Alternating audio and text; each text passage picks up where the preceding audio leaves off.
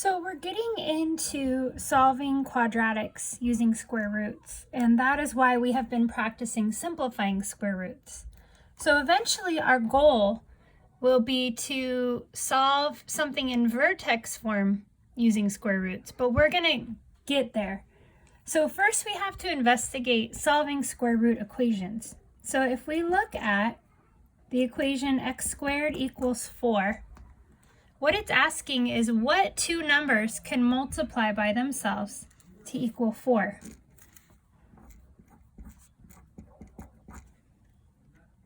So hopefully the first thing that you think of is 2 times 2. Because 2 times 2 equals 4, x can be equal to 2. But that's called the principal square root when you have a positive 2. There's also the one that most of us don't think about right off the bat, which is when you multiply two negative numbers, they still are positive. So negative 2 times negative 2 is positive 4. So we have this other solution that we can use.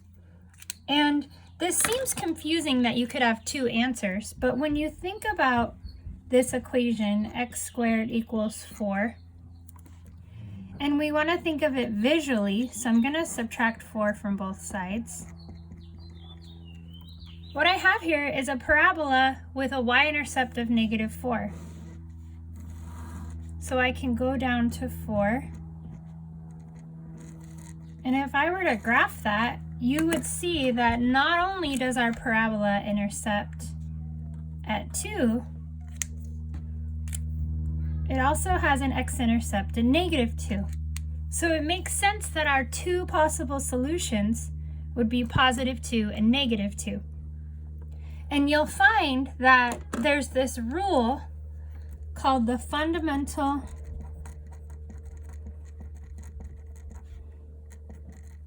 theorem of algebra, where the exponent tells you how many solutions you're going to have. So when I have x squared, it means I have two solutions. Now those two solutions could be the same number, which would look like one intercept, or they could be not real numbers, which would look like no intercepts, but they're still the solutions. And so we're going to get into that magical land of the number of solutions not being something you can touch later. But right now we're just going to practice some basic examples. So coming back to this one, x squared equals 4. The way you would solve it without guessing what the solutions are is you would take the square root of both sides. And when you take the square root of something, what you have to remember is that it could be positive 2, but it also could be negative 2. And so we write it as x equals plus or minus 2, which are our two intersection points.